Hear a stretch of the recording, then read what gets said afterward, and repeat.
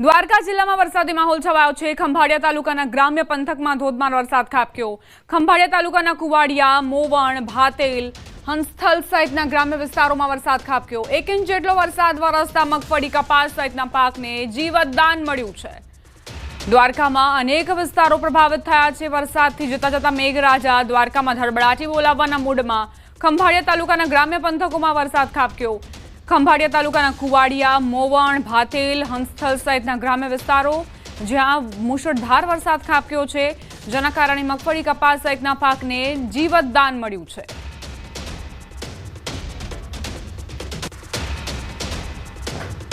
દ્વારકા જિલ્લામાં વરસાદી માહોલ। ખંભાળિયા અને કલ્યાણપુર પંથકમાં વરસાદ। ખંભાળિયામાં વરસાદ થતા રસ્તા પર પાણી વહેતા થયા। ખંભાળિયા અને કલ્યાણપુર તાલુકાના ગ્રામ્ય પંથકમાં પણ વરસાદની શરૂઆત થતા ખેડૂતોમાં ખુશી। ખેડૂતોનો મગફળી, કપાસ સહિતનો પાક સુકાઈ રહ્યો હતો અને પિયત આપવાના સમયે વરસાદની શરૂઆત થતાં જ ખેડૂતોના પાકને નવું જીવતદાન મળે તેવી આશા ખેડૂતોમાં બંધાઈ। જોકે વરસાદ પડતા નવરાત્રીના પ્રથમ દિવસે ખેલૈયાઓમાં ચિંતા છવાઈ।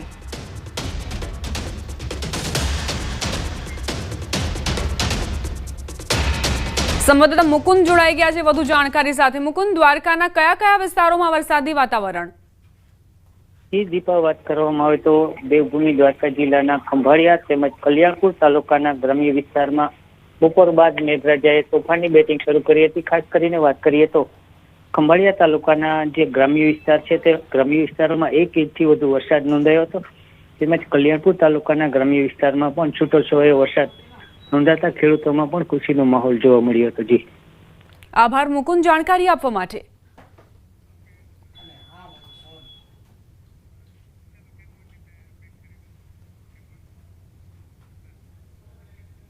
ભાવનગર જિલ્લામાં વાતાવરણમાં અચાનક પલટો આવ્યો। જિલ્લાના મહુવા તાલુકામાં ધોધમાર વરસાદની શરૂઆત। મહુવા પંથકમાં ખેડૂતોએ મગફળી રાપ વડે કાઢેલી બહાર હોવાથી અને પાક હાથમાં આવવાની તૈયારી સમયે વરસાદ પડતા મુશ્કેલી। મહુવા તાલુકાના ગ્રામીણ વિસ્તારોમાં પણ ધોધમાર વરસાદની શરૂઆત થઈ છે।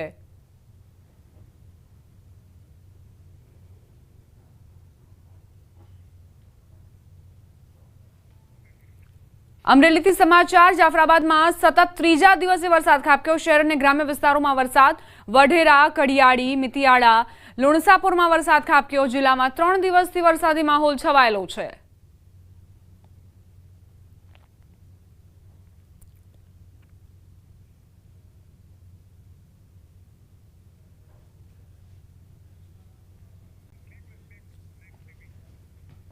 આ તરફ વલસાડ જિલ્લામાં સવારથી જ વરસાદી માહોલ। પ્રથમ નોરતે જ વરસાદ વરસતા ખેલૈયાઓ ચિંતામાં મુકાયા છે। ગરબા આયોજકોની ચિંતા પણ વધી ગઈ છે। બપોર બાદ પારડીમાં ધોધમાર વરસાદ થતા થોડી જ વારમાં પારડીના રસ્તાઓ પાણી થઈ ગયા હતા। ચોમાસું વિદાય લેવાની તૈયારીમાં છે એવા સમય પણ વરસાદ વરસ્યો છે। વલસાડ જિલ્લામાં મેઘરાજા ધડબડાટી બોલાવી રહ્યા છે।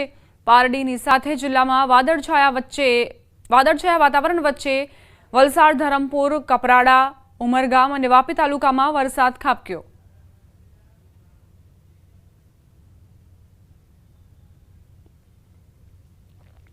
સવારથી જ વલસાડ જિલ્લામાં વરસાદી માહોલ છવાયો છે, જેના કારણે ખેલૈયાઓ અને આયોજકોમાં ચિંતાનો માહોલ। વાપીમાં ગરબા આયોજન સ્થળ પર મેદાનમાં પાણી ભરાઈ જતા સવારથી જ આયોજકો દોડતા થયા હતા। ચોમાસું વિદાય લેવા તરફ જઈ રહ્યું છે ત્યારે છેલ્લે નવરાત્રીમાં ભારે વરસાદ પડતા ગરબા રસિકોમાં નિરાશા જોવા મળી રહી હતી। સૌથી વધુ ચિંતા ગરબાના આયોજકોમાં જોવા મળી। સવારે પડેલા વરસાદના કારણે ગરબાના મેદાન પર પાણી ફરી વળ્યા। જોકે બપોર બાદ મેઘાએ વિરામ લેતા ગરબા મેદાનોમાંથી પાણી નિકાલ માટે વ્યવસ્થા કરાઈ છે।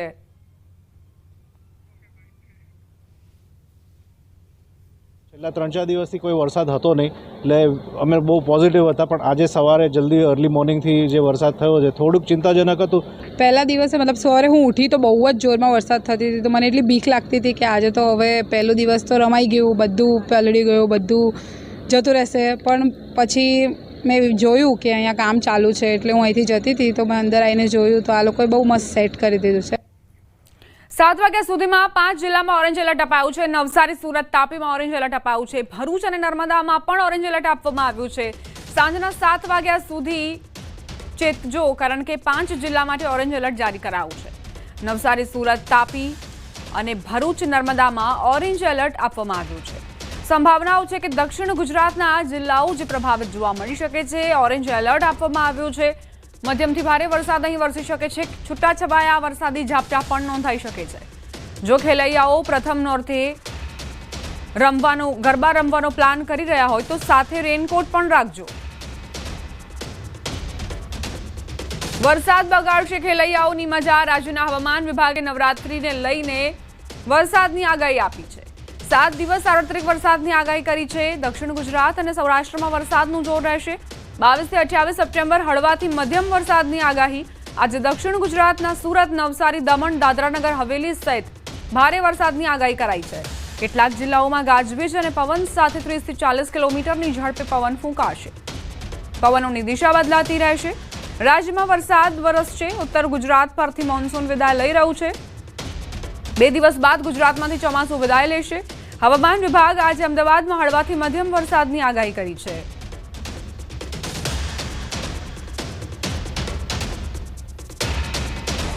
दक्षिण पश्चिम से लेकर पश्चिम दिशा से पवन का दिशा है. इसके कारण मॉइस्चर इनकर्शन हो रहा है और मॉइस्चर कन्वर्जेंस के कारण ये दक्षिण गुजरात में हैवी रेनफॉल का वार्निंग दिया गया है. आज के लिए थंडरस्टॉर्म वार्निंग भी दिया गया है. जो क्षेत्रों में आज हल्का से मध्यम बरसात का संभावना प्लस हैवी रेनफॉल का वार्निंग जिसमें दिया गया है. આગાહી વચ્ચે ચોમાસાની વિદાય યથાવત. સૌરાષ્ટ્રમાંથી પણ ચોમાસાની વિદાય શરૂ. હવામાન વિભાગે જાહેરાત કરી. દ્વારકા, જામનગરમાંથી ચોમાસાની વિદાય. મોરબી, સુરેન્દ્રનગરના કેટલાક ભાગોમાંથી પણ વિદાય થઈ રહી છે. પાટણ, બનાસકાંઠામાંથી ચોમાસાની વિદાય. સાબરકાંઠાના કેટલાક ભાગમાંથી પણ ચોમાસું વિદાય લઈ રહ્યું છે.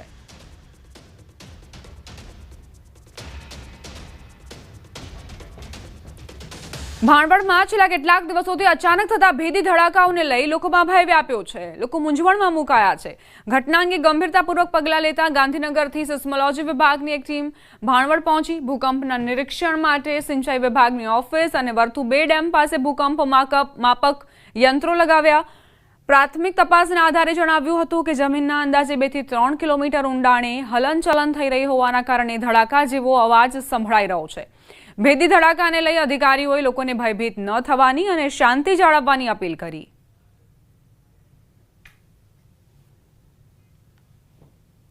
ભાણવડ તાલુકામાં એક બ્રોડબેન્ડ સિસ્મોમીટર લગાવ્યું છે જે અમને સચોટ માહિતી આપશે. સાથે સાથે અમે એક બીજું BBS ઇન્સ્ટ્રુમેન્ટ બી લગાવેલું છે જે વર્તુ ડેમ છે ત્યાં આગળ, જેથી અમને ત્યાં વોટર લેવલ જે ચેન્જીસ થાય છે એના કારણે બી કઈ અમુક જગ્યાએ ભૂકંપના આંચકા આવતા હોય છે. તો એ માહિતી મેળવવા માટે બી અમે ત્યાં એક ઇન્સ્ટ્રુમેન્ટ લગાવ્યું છે ને અહીંયા ભાણવડ તાલુકા ગામમાં બી એક આપણે ઇન્સ્ટ્રુમેન્ટ લગાવ્યું છે જે અમને સમયસર 24 કલાક અમારે માહિતી આપશે. બનાસકાંઠાની બનાસ ડેરીની ચૂંટણીમાં ફોર્મ ભરવાના અંતિમ દિવસે ચિત્ર સ્પષ્ટ થયું. બનાસ ડેરીની ચૂંટણી બાબતે કલેક્ટર મિહિર પટેલે માહિતી આપી. આજે ફોર્મ ભરવાના અંતિમ દિવસે 36 ઉમેદવારોએ ફોર્મ ભર્યા. 16 મતદાર મંડળો પૈકી 6 મતદાર મંડળો ઉપર સિંગલ ફોર્મ રજૂ થયા. બાકીના 10 મતદાર મંડળો ઉપર 2 થી 7 ફોર્મ રજૂ થયા. વડગામ મતદાર મંડળ ઉપર 7 ઉમેદવારોએ 10 ફોર્મ ભર્યા છે. બનાસ ડેરીની ચૂંટણી રસપ્રદ બની. ઘણી બેઠક પર ભાજપ સામે ભાજપના જ ઉમેદવાર જોવા મળ્યા. જે 6 બેઠકો બિનહરીફ થઈ છે જેમાં રાધનપુરથી શંકરભાઈ ચૌધરી, અમીરગઢથી ભાવાભાઈ રબારી, ડીસાથી કમળાબેન મનુભાઈ દેસાઈ, થરાદથી પરબત પટેલ, સુઈગામથી મૂળજીભાઈ પટેલ અને ભાભરથી અંબાબેન રણછોડ ચૌધરીનો સમાવેશ થાય છે. તો 10 બેઠકો પર 2 થી 6 ફોર્મ ભરાયા છે, જેમાં લાખણી, વડગામ, પાલનપુર, દાંતીવાડા, દિયોદર, કાંકરેજ, સાંતલપુર, દાંતા, ધાનેરા અને વાવ બેઠકનો સમાવેશ થાય છે. વાવ બેઠક પતિ પત્નીએ ફોર્મ ભર્યું. વાવ બેઠક પણ બિનહરીફ થશે. તો દિયોદરમાંથી ઈશ્વરભાઈ પટેલ અને રમીલાબેન ચૌધરીએ ઉમેદવારી નોંધાવી. રમીલાબેન ચૌધરી તથા ઈશ્વરભાઈ પટેલ પોતાના સમર્થકો સાથે ડેરીના ચૂંટણીમાં ઝંપલાવ્યું. બંને ઉમેદવારો શંકરભાઈ ચૌધરીના સમર્થકો હોવાની ચર્ચા છે.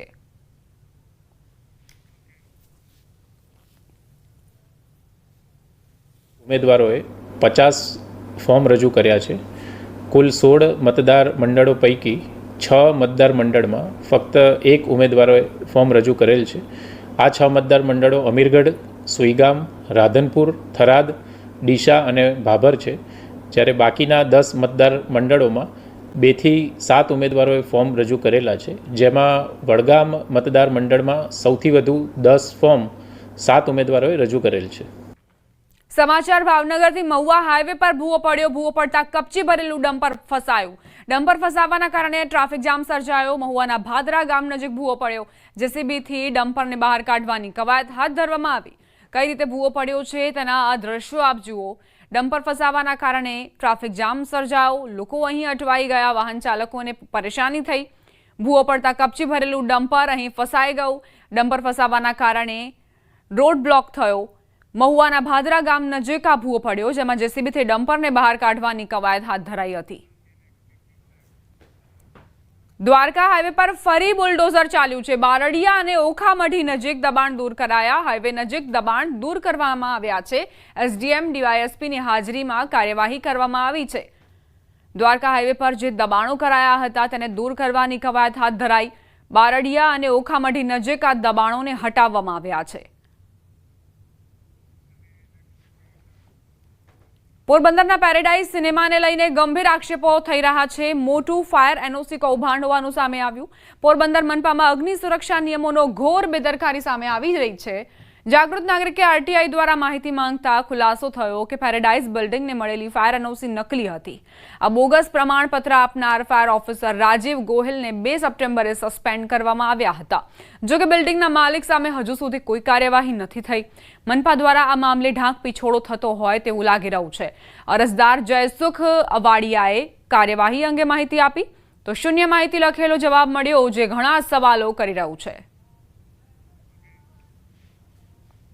એમાં સહી કરી અને રજૂ કર્યું. એ રજૂ કરનાર સામે, સહી કરનાર સામે અને સરકારી રેકોર્ડની એમાં દુરુપયોગ કર્યો, સિક્કા મારેલા છે. તો કોર્પોરેશનના સિક્કા કઈ રીતે આવી ગયા ફાયરના? એ સિક્કા કોને માર્યા? એ બધું જે અજાણી આરોપી પણ આમાં આવશે અને જેને રજૂ કર્યું હોય એ પણ આમાં આરોપી આવે. કે આજે પેરેડાઇઝ બિલ્ડિંગ જે છે, હોલ, બિઝનેસ હોલ તરીકે જે એને મંજૂરી તમે આપેલી છે, તેમની જે લગતી માહિતી જે છે, વાંધાઓ છે, તે વાંધાઓની અરજી મેં કરેલી. એ અરજીઓની અનુસંધાને શું જવાબ આવ્યા છે, શું વાંધા આવ્યા છે, એની પણ મને માહિતી આપો. અમને માહિતી અત્યારે જવાબ એક તો મોડો આપ્યો, 10 દિવસ મોડો, અને એ જવાબ પણ શૂન્ય આપ્યો. એટલે જે જવાબ છે એ આરટીઆઈના દાયરાની અંદર કોઈ પણ અધૂરી હોઈ શકે, ઓછી હોઈ શકે, પણ શૂન્ય માહિતી કેવી રીતે હોઈ શકે? એનો સંતોષકારક મને જવાબ આપવો જોઈએ. જે બોગસ ફાયર એનઓસી વિશે હતું, તો એના પછી આપણે એની બિલ્ડિંગ યુઝ પરમિશન રદ કરી હતી અને પ્રાથમિક તબક્કે જે કર્મચારી સંડોવાયેલા જણાતા એમને હાલ આપણે સસ્પેન્ડ કરેલા છે અને આગળ વધુ તપાસ માટે ખાતાકીય તપાસની કાર્યવાહી કોર્પોરેશન દ્વારા પ્રાથમિક તબક્કામાં શરૂ કરેલી છે. ફાયર એનઓસી જે રજૂ થયું એ બોગસ હતું, પણ એમાં બીજા કોણ છે અને એની આખી એક તપાસ કરવી પડે. આણંદ જિલ્લામાં રીલ્સ બનાવવાનો શોખ 2 યુવકોને ભારે પડ્યો. આણંદના MB Patel science college road પર ખંભાતના 2 યુવકોએ ચાલતી કારના બોનેટ પર બેસીને રીલ બનાવી. આ વિડીયો સોશિયલ મીડિયા પર વાયરલ થતા આણંદ શહેર પોલીસે તેમની સામે ગુનો નોંધ્યો. પોલીસે બંને યુવકોની ધરપકડ કરી છે અને જે કારને પણ જપ્ત કરાઈ છે. જાહેરમાં આવા ખતરનાક સ્ટન્ટ કરવાની મનાઈ છતાં આવા કરતબો કરતા યુવકોને પણ પોલીસે ચેતવણી આપી છે.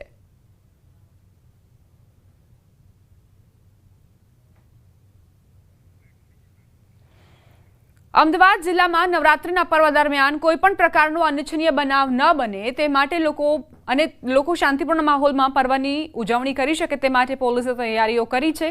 આયોજકોને સૂચનો અપાયા છે તો કેટલાક બ્લેક સ્પોટ પણ નક્કી કરાયા છે, જ્યાં સમયાંતરે પોલીસ મોડી રાત સુધી પેટ્રોલિંગ કરશે. અમદાવાદ શહેર અને ગ્રામ્ય વિસ્તારમાં કુલ 792 સ્થળે ગરબા યોજાશે, જેમાં 21 કમર્શિયલ અને 32 જાહેર પબ્લિક નવરાત્રી અને બાકીના ગ્રામ્ય વિસ્તારમાં ગરબા યોજાશે. જેને લઈને ગ્રામ્ય પોલીસે બંદોબસ્તની સાથે મોકડ્રીલનું આયોજન કર્યું છે.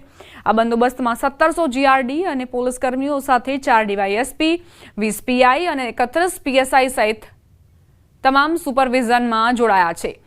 સુરક્ષા માટે મોટા ગરબાવાળા સ્થળ પર અધિકારીઓના નામ નંબર સાથેનું હેલ્પ ડેસ્ક રાખવામાં આવશે. ગાંધીનગરમાં બનેલી ઘટનાને લઈને બ્લેક સ્પોટ પર પણ પોલીસ સતત પેટ્રોલિંગ કરશે, તો શી ટીમની સાથે પણ આ કામગીરી કરાશે. અને અમારે અહીંયા ટોટલ 792 લોકેશન ઉપર ગરબા છે, જેમાં 21 જે કમર્શિયલ ગરબા છે એને જાહેર જે પબ્લિકના ગરબા છે 32 લોકેશન્સ ઉપર છે એન્ડ બાકી બધા શેરી ગરબા છે. આ તમામ જગ્યાની સિક્યોરિટી જળવાઈ રહે, કોઈ પણ પ્રકારની ત્યાં કોઈ પબ્લિકને ઇસ્યુ ના થાય, પર તમામ પ્રકારની મહિલાઓ અને તમામ પ્રકારની જે સેફટી જે છે આ સેફટી માટે અત્યારે સલામત નવરાત્રિ કરીને અમે એક ડ્રાઈવ ચલાવવામાં આવ્યો છે. આ સલામત નવરાત્રિમાં ટોટલ અમારા જીઆરડી, હોમગાર્ડ અને પોલીસ મળીને ટોટલ 1700 લોકોનો સ્ટાફ જે છે એ સતત એના સુરક્ષામાં રહેશે. અમદાવાદ ગ્રામ્ય પોલીસ દ્વારા આ વખતે નવરાત્રિ સલામત નવરાત્રિ તરીકે ઉજવવામાં આવશે અને તેના માટે પોલીસ દ્વારા તમામ પ્રકારની તૈયારીઓ શરૂ કરી દેવામાં આવી છે અને ખાસ અલગ અલગ જે પાર્ટી પ્લોટો છે ત્યાં જઈને પોલીસ દ્વારા મોકડ્રીલનું એક આયોજન કરવામાં આવ્યું છે. આ મોકડ્રીલ દરમિયાન જો ઇમરજન્સી એટલે કે આકસ્મિક સંજોગો સર્જાય, એટલે કે આગ લાગે અથવા તો અચાનક લાઇટ જતી રહે, કોઈને એટેક જેવી પરિસ્થિતિ આવે અથવા તો બેભાન થઈને પડી જાય, તો કયા પ્રકારે તાત્કાલિક તેને સારવાર આપવી, આકસ્મિક સંજોગોની અંદર શું કરવું, તેની આ જે મોક ડ્રીલ છે તેનું આયોજન કરવામાં આવ્યું છે. અને આપ જોઈ શકો છો દ્રશ્યની અંદર અહીં જે મોક ડ્રીલ પ્રમાણે એક આગ લાગવાનો બનાવ બને ત્યારે શું કરવું, ફાયર બ્રિગેડે કયા પ્રકારની કામગીરી, આ તમામ જે તૈયારીઓ છે તે કરવામાં આવી રહી છે. અને આપ જોઈ શકો છો હાલ દ્રશ્યની અંદર કે એક પાર્ટી પ્લોટ છે જ્યાં આ મોક ડ્રીલનું આયોજન કરવામાં આવ્યું છે. Police, fire brigade, medical staff સાથે રહીને આ મોક ડ્રીલ કરી રહી છે. એટલે નવરાત્રિના પર્વ દરમિયાન કોઈ પણ પ્રકારની આકસ્મિક જરૂરિયાત સર્જાય તેને ધ્યાનમાં રાખીને પોલીસ, ફાયર બ્રિગેડ અને મેડિકલ સ્ટાફ દ્વારા આ મોક ડ્રીલનું આયોજન કરવામાં આવ્યું છે. જો કોઈ ઇમરજન્સી સર્જાય તો તેને કેવી રીતે તાત્કાલિક સારવાર આપી શકાય, આ તમામ બાબતોની જે ધ્યાન છે તે આ મોક ડ્રીલમાં આપવામાં આવ્યું છે. એટલે કહી શકાય પોલીસ દ્વારા તમામ પ્રકારની તૈયારીઓ છે તે કરવામાં આવી રહી છે. આગ લાગે તો કઈ રીતે પાણીનો છંટકાવ કરીને આગ પર કાબૂ મેળવવો. આ ઉપરાંત વાત કરીએ તો જ્યારે પણ અહીં લાઇટ જતી રહે છે તો તે સંજોગોમાં કોઈ દોડાદોડી ન થાય અથવા તો કોઈ દુર્ઘટના ન સર્જાય તો કયા પ્રકારની તકેદારી રાખવી જોઈએ, આ તમામ મોક ડ્રીલ છે તે યોજવામાં આવી હતી. અને પોલીસ સાથે રહીને ફાયર બ્રિગેડ અને મેડિકલની ટીમ દ્વારા ખાસ આ એક આયોજન કરવામાં આવ્યું છે. એટલે નવરાત્રિ છે તે ખૂબ જ સુરક્ષિત રીતે ઉજવાય તે માટેના પ્રયત્નો છે તે પોલીસ કરી રહી છે. કેમેરામેન પંકજ મકવાણા સાથે ઋત્વિજ સોની, ન્યૂઝ 18 ગુજરાતી, અમદાવાદ. સમાચારોમાં આગળ વધીએ. કેન્દ્ર સરકારે ઓટો ઇન્ડસ્ટ્રીને મોટી રાહત આપતા જીએસટીમાં ઘટાડો જાહેર કર્યો, જેનાથી સમગ્ર ઓટોમોબાઈલ માર્કેટમાં નવી ઉર્જા જોવા મળી. નવરાત્રિના પાવન પર્વે જ નવો ભાવ લાગુ થતા આજે દેશભરમાં વાહન ખરીદદારોનો પ્રવાહ વધ્યો. ખાસ કરીને અમદાવાદ સહિત મોટા શહેરોમાં વિવિધ શોરૂમ ખાતે ગ્રાહકોનો ધસારો જોવા મળ્યો. ટુ વ્હીલર પર ₹8,000 થી ₹15,000 સુધીનો ઘટાડો થયો છે, જ્યારે ફોર વ્હીલર પર ₹55,000 થી લઈને ₹2.5 લાખ સુધીનો નફો લોકોને મળી રહ્યો છે. માત્ર આજના દિવસે અમદાવાદમાં 800 થી વધુ ફોર વ્હીલર અને 2,000 થી વધુ ટુ વ્હીલર વેચાઈ ચૂક્યા છે, જ્યારે રાજ્યભરમાં આ આંકડો 2500 કાર માટે અને 8,000 થી વધુ ટુ વ્હીલર માટે છે. ના તહેવાર પણ સાથે આવ્યો છે. ટુ વ્હીલરની વાત કરીએ તો 7,000થી લઈ અને 20,000 રૂપિયા સુધીનો ભાવમાં ઘટાડો થયો છે આજથી. અને કારની વાત કરીએ તો લગભગ 60,000થી લઈ અને 2 લાખ સુધીની ગાડીની કિંમતીમાં ઘટાડો થયો છે. એટલે આજથી બુકિંગ અને રિસ્પોન્સ કસ્ટમરનો ખાસો બધો સવારથી જ ચાલુ થઈ ગયો. અમદાવાદના અંદર 4,000 કાર નો વેપાર થશે અને ટુ વ્હીલરની વાત કરીએ તો 15,000થી 17,000 જેવા 10 દિવસમાં થશે. અને એ આંકડા આપણે ગુજરાતના જોઈએ તો ગુજરાતમાં લગભગ 25,000થી 30,000 ગાડીઓ 10 દિવસમાં બુકિંગ અને વેચાણ થઈ શકે છે. આજથી જીએસટીના દરમાં ઘટાડો થયો છે. આ ઘટાડાને લઈ જીવન જરૂરિયાતની અનેક વસ્તુઓ સસ્તી થઈ છે, ત્યારે રાજકોટના લોકોએ પણ આ જીએસટી 2.0 ને આવકાર્યું છે. શહેરીજનોએ કહ્યું, તહેવારો પર જ જીએસટીના દર ઘટતા મોંઘવારીથી લોકોને રાહત થશે, બચત થશે અને ખરીદ શક્તિમાં પણ વધારો થશે, જેની અસર સીધી બજાર પર પણ થશે. છેલ્લા થોડા સમયમાં મંદીનો માર સહન કરી રહેલા વેપાર ધંધાને તેજીનો સ્વાદ ચાખવા મળશે.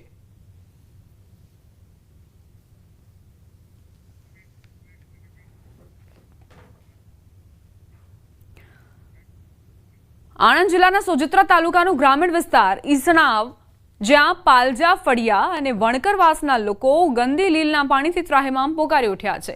ઇસણાવ ત્રંબોવાડ ગામને જોડતા 1 કિલોમીટરના રસ્તા પર પાણી ફરી વળ્યા છે. છેલ્લા 1 માસથી આ વિસ્તારમાં વરસાદ નથી છતાં પણ ઉપરવાસ અને આજુબાજુના ગામોના ખેતરોના પાણી આ બંને માર્ગો પર ફરી વળતા ગંદકી ફેલાઈ છે.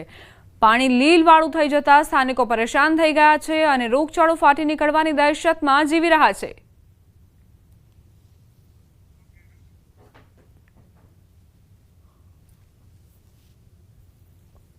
છ વર્ષથી પાણી ભરાય છે, ઘણે ગંદુ પાણી. અમે 4 પૂંજો લેવા ગોર ફરીને ગોર આવવું પડે છે. અને છોકરા સ્કૂલે અમે પટેલ હાઈસ્કૂલમાં ભણે છે. ઘણી છોકરીઓને 2-3 કિલોમીટર દૂર ફરીને જવું પડે છે. તો અમારી કોઈ પણ અહીં સગવડ પાણીની કરતું નથી. ઈસણાવથી ત્રંબોવાડ જવાના રોડ ઉપર પણ ઘણું પાણી છે. વત્તા પારજમ ફરીનો જે વણકરવાસમાં જોડતો પીપળાવનો રસ્તો છે એમાં અતિ ભારે પાણી અને લીલવાળું તંદન છે. અત્યારે લોકોને ઘાસચારો લઈને આવવા જવામાં ફરી સ્કૂલના નાના બાળકોને પણ તકલીફ પડે છે. ગ્રામજનો દ્વારા અવારનવાર રજૂઆતો કરવામાં આવતી હોય છે.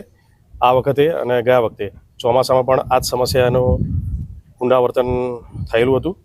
જેથી આ સમસ્યાને ધ્યાને લઈને જિલ્લા કક્ષાએ પણ રજૂઆત કરવામાં આવતા તાલુકા પંચાયત તંત્ર દ્વારા, પોલીસ તંત્ર દ્વારા તથા તાલુકા મહેસૂલી તંત્ર દ્વારા આજે પાણીને નિકાલ કરવા માટે જે રસ્તા પરના જે દબાણો જે પ્રાથમિક રીતે લોકેટ કરવામાં આવ્યા હતા તેને દૂર કરી પાણીનો સત્વરે નિકાલ કરવા માટે હાલ કામગીરી ઝુંબેશ સ્વરૂપે કરેલ છે.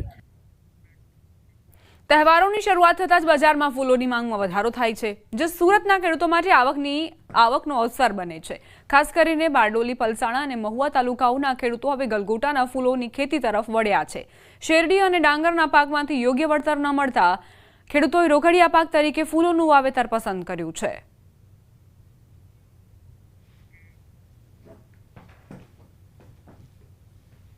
નવરાત્રિ, દશેરા ને દિવાળીના તહેવારને જોઈને બનાવ્યા છે ને તોડીને અમે માર્કેટ સુરત પહોંચાડીએ છીએ ફૂલ ને અમને ભાવ ત્યાં આગળ 700 થી 800 900 એવા ભાવ મળે છે. 5 વીઘામાં 5 વીઘા બનાવ્યા છે ને ઉત્પાદન બી સારામાં સારું થતું છે. માલ છે તે અમારો અત્યારે હવે વધતો જ જતો છે. સમાચારોમાં આગળ વધીએ. પાવાગઢથી સમાચાર પ્રાપ્ત થઈ રહ્યા છે. પાવાગઢ શારદીય નવરાત્રિના પ્રથમ નોરતે શક્તિપીઠ યાત્રાધામ પાવાગઢ ખાતે મોટી સંખ્યામાં યાત્રાળુ દર્શનાર્થે ઉમટ્યા હતા. મંગળા આરતીથી ભક્તોનો પ્રવાહ દિવસભર અવિરત જોવા મળ્યો. મંદિર ટ્રસ્ટ દ્વારા મંગળા આરતી બાદ મંદિરની ઊંચાઈ જેટલી 51 ફૂટ લાંબી ધ્વજા મંદિરના ટ્રસ્ટીઓ દ્વારા ચડાવવામાં આવી હતી. ત્યારબાદ માતાજીના અન્ય જ મંદિરમાં ઘટ પૂજન કરીને જવારાની સ્થાપના કરવામાં આવી. ઘટસ્થાપન એ વિધિ વિધાનપૂર્વક થતું હોય છે. અમારા જે પંડિતો છે એ ખૂબ જ સરસ રીતે આ કાર્યક્રમ કરે છે. 9 દિવસ સુધી એની આરતી અને એ બધું પણ થવાનું અને છેલ્લા દિવસે એનું વિસર્જન પણ ધામધૂમથી મંદિર પરિવાર દ્વારા થશે. સમગ્ર પૂનમ સુધી રાઉન્ડ ધ ક્લોક આ બંદોબસ્ત લોકોની સલામતી અને સુરક્ષા માટે ડિપ્લોય કરવામાં આવેલ છે. આ વર્ષે અમે જો રોડની આજુબાજુ જે ગેરકાયદેસર પાર્કિંગ થઈ જતા હતા એના માટે બેરિકેટિંગની વ્યવસ્થા કરી છે અને જો અહીંયા પાર્કિંગ ફૂલ થાય તો જિલ્લા વહીવટી તંત્રએ આ વખતે વડા તલાવ જે અમારું પંચ મહોત્સવનું ગ્રાઉન્ડ આવ્યું છે ત્યાં પણ पार्किंग की व्यवस्था ऊभी करें। मराठवाड़ा महाराष्ट्र से आए हुए, ये हमारा 6ठा साल है। इससे पहले 5 साल माताजी का दिया हमने, तुलजापुर, माहूरगढ़, सप्तसरंगी वनीगढ़, कोल्हापुर महालक्ष्मी और चंद्रपुर की महाकाली शिले वाला है। और ये 6ठा साल है हमारा यहाँ का दिया लेके जाके